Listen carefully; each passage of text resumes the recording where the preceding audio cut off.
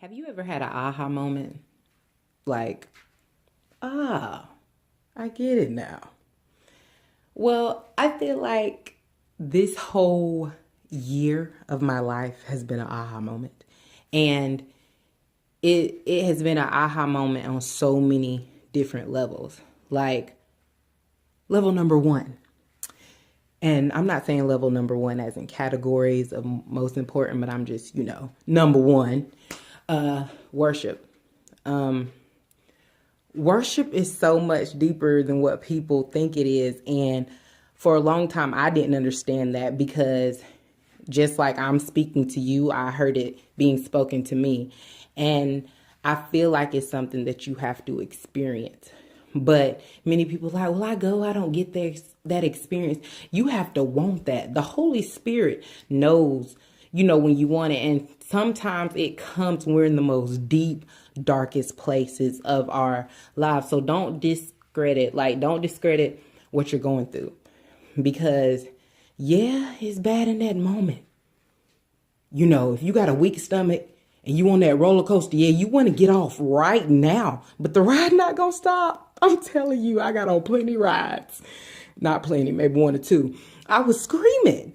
And at that very moment when I'm up in the air going through the loop-de-loop, I want to get off. But it's not going to stop because the ride is programmed to go. This may be a bad analogy, but you're going to take it anyway. But when you get off, you feel accomplished. You feel like you got through something. You got through something that you thought you couldn't get through, or that while you were in it, it was bad at the moment, but now you're here. And I feel like that's, I don't know, like when people say enjoy the ride, enjoy the ride. Like no matter what's going on in your life, enjoy it. And people are like, how can you enjoy this? How can you enjoy what you're going through? Appreciate what you're going through, because what you're in now is meant for you to grow. And I know so many times I've been through the same stuff like 50 times. And I'm like, come on, Jesus. You just feel like you think you have grown through something or you have passed a certain stage in life. But it's like here you are dealing with it again. And I have, two things to say about that.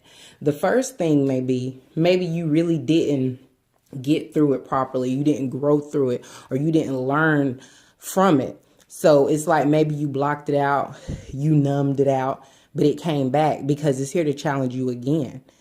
Okay, it's just like you have a bully at school. They gonna keep beating on you to get your money. They want that lunch money. But that day you stand up and you fight back, but you really fight back, 9 times out of 10, that bully ain't gonna come back and attack you. Number 2, maybe you have passed the test. Maybe you went through it like a G, like Rocco. You did that. You did that. But now you're at a different level in your life.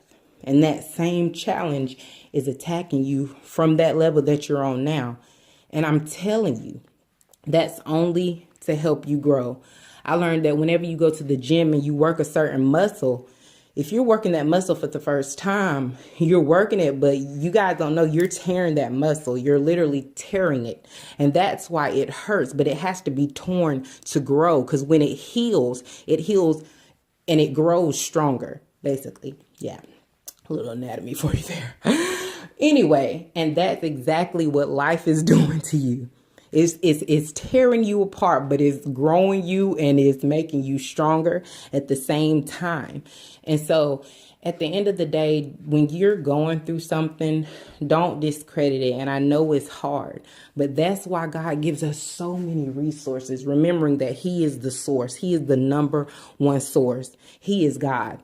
He is the powerhouse, the lighthouse, He all that. So He is the source, and that's who you always should go to first.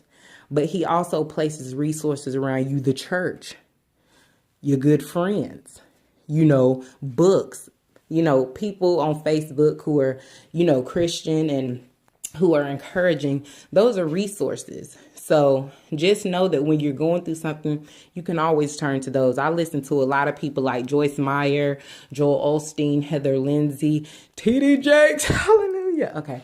I'm telling y'all, it will get you through. It will get you through if you allow it. You know, some people, I don't understand. Some people like to be pitiful. You know, and we all have our pity parties. I have plenty of them. I had one earlier today. I had to snap out of it because Jesus was like, get up. So at the end of the day, just learn to fight through. And while you're learning to fight through, little do you know, you're doing something within your heart. It'll be something that you notice at a most random moment. You'll be like, you know what, Lord? I am growing up. Hallelujah. Birthday party for me. Anyway, I'm sorry. I just feel like I had to rant a little bit because I've been going through so much. And, you know, many people don't know. Many people will never know. They think Brianna is a tell-all. Brianna tell people everything. She tell people her business. You know. And I'm not just saying this because, you know, it's what I think. People have told me that before. And it's just funny. Don't nobody know what you're going through except you. And God, of course. God always knows what you're going through. But at the end of the day, don't let people distract you from your path. Don't let people deter you. People not going to like you. They're going to talk about you. Okay? I heard Oprah tell somebody, what did Oprah say? Oprah say, in order to live a brave life, you're going to have to disappoint some people. So people going to be disappointed. And the lady she was telling, she was like, yes, I know, but the way you're saying it, you know, you say it so strong. Oprah interrupted her. She said, in order to live a brave life, you are going to disappoint some people. She said, but the good thing about that is those people don't matter. She said, because the people who really down for you, they're going to be rooting for you and they're going to be there for you. And I got some down people in my life. So you don't need everybody. You don't need everybody to approve of you. You don't need everybody to like you. You don't need everybody to be in your corner.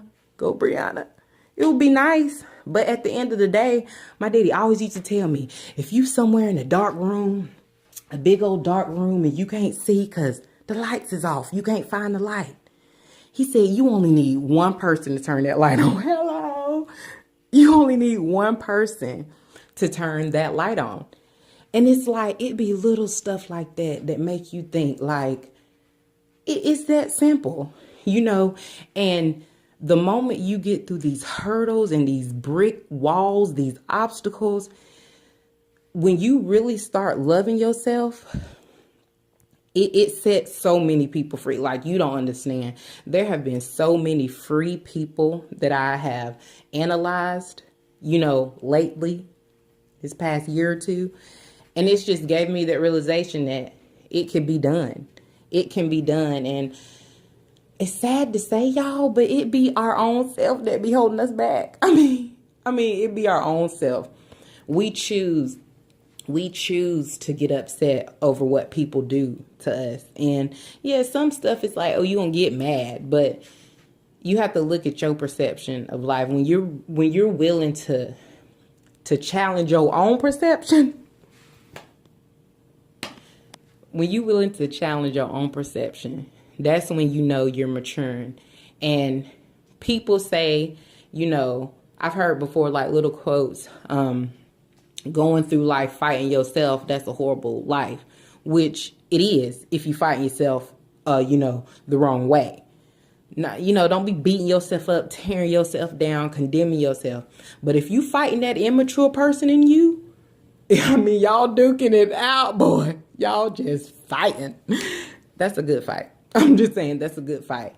And a lot of times I didn't want to tell my story. You know, many people don't know my story. They see, you know, what they see on the outside. They see, you know, what most people see, what you allow them to see. But I know that for a long time, I didn't want to speak out. You know, it's even hard for me sometimes now to just share my story. And when I say my story, just how God is in my life, how I'm not perfect, you know, but my mouth was just shut. I feel like it was muzzled because I felt like the devil was in affiliation with my past and they was blackmailing me. I'm telling you, that's what I felt like. And that's what the enemy will do to you if you allow him to do it. Because let me tell y'all something. The devil really doesn't have any power. Like, I don't know how much I could say. The devil doesn't have any power over you and your life. What he does have power over is what you allow him to have power over. You know, for example, your thoughts.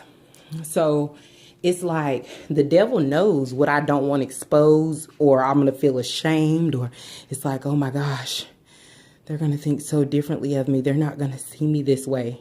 People going to talk about you when you're doing good and when you're doing bad next. I mean, it's sad that it has to be that way, and you don't want to have a haughty spirit, or I'm better or whatever, you know. But it's like you can't allow people to control your life. You know what kind of life that would be? That'd be such a horrible life. Just walking on eggshells. I gotta wear red over here, you know, because they don't like the color green. But over here, I'm gonna wear yellow. No, I know that was a bad analogy. Don't judge me. It was a good one though. It was a good one, like that. Anyway, at the end of the day, just love who God has created you to be, because he created you with the purpose. I'm not perfect. Many people who know me or have seen me, talked to me, you know, just know me, whatever. They know I like to sing. I'm not the best singer in the world. I don't claim to be. But I know I can sing because God has given me that gift. But a lot of times I be messing up. Me. And I just be like, you know what, Jesus? It's all right. Because I'm going to keep singing for you. You know I can sing, Jesus, can't ya? And I'm saying you get confidence in who God has created you to be. Not who you want to be, not who somebody else wants you to be, or what they think you are, or even what you think you are. Because, see, the problem is, I was saying this earlier, you will go through life trying to love who you want to be. And I'm not saying don't love the future you, or don't, have goals, but love who you are right now in this very moment, second, millisecond, iota, and all that. Be that person. Be that person. Love that person.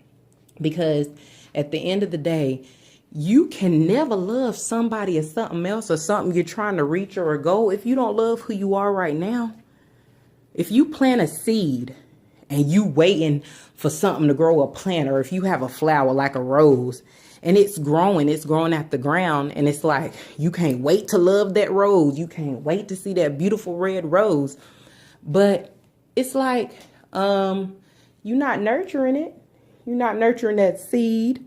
You're not watering it. You ain't talking to it. Ain't got no sunlight. You got the blinds closed because you're ashamed of the little leaves that is sprouting up.